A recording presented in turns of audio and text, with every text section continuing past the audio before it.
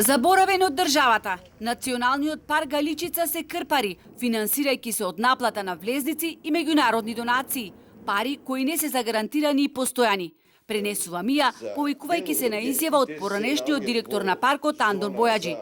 Доколку тие средства се намалат или секнат, Националниот парк Галичица, кој статусот на заштитено подрачје го доби пред 60 години, може да се врати кон старите методи на финансирање, а тоа е сечата на дрва, што не е согласно меѓународните стандарди.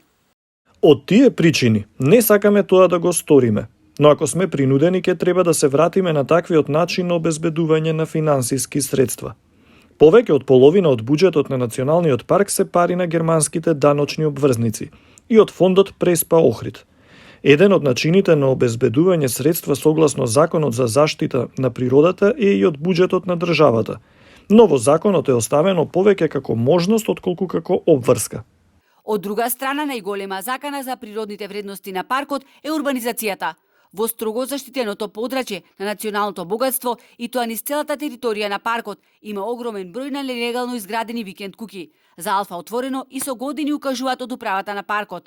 Иако голем дел од куќите никнале во зона каде што не смее ниту да се гради, ниту да се легализира, сопствениците на објектите успеале да добијат локација и сега однапред бараат легализација на објектот кој на терен не постои. Природонаучниците силно реагираат. Тоа не личи на една држава како што е Македонија, која се наоѓа на европски континент, да имаме стотици нелегални објекти изградени во многу важни зони, да речеме еве како што спомнувате на Националниот парк Галичица. Навистина тоа се проблеми кои за мене се неразбирливи, се наталожиле низ годините и се надевам дека кога тоа ќе се решат. Едноставно мораме да ги решиме тие работи.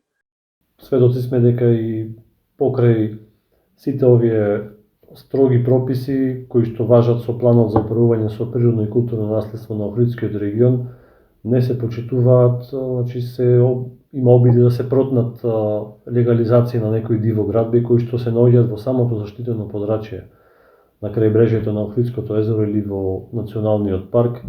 И додека се чека крајот на февруари, кога ќе се знае дали после 4 децении Центарот за светско наследство ќе побара Охрид да се стави на листата на светско наследство во опасност, министерот за животна средина Нуредини, како што пренесува Мија, нагласил дека прават план со цел да се најдат нови механизми за самофинансирање на националните паркови и оти се барале начини како државата да обезбеди средства, не само за Галичица, туку за сите национални паркови, оти ги имаат истите проблеми.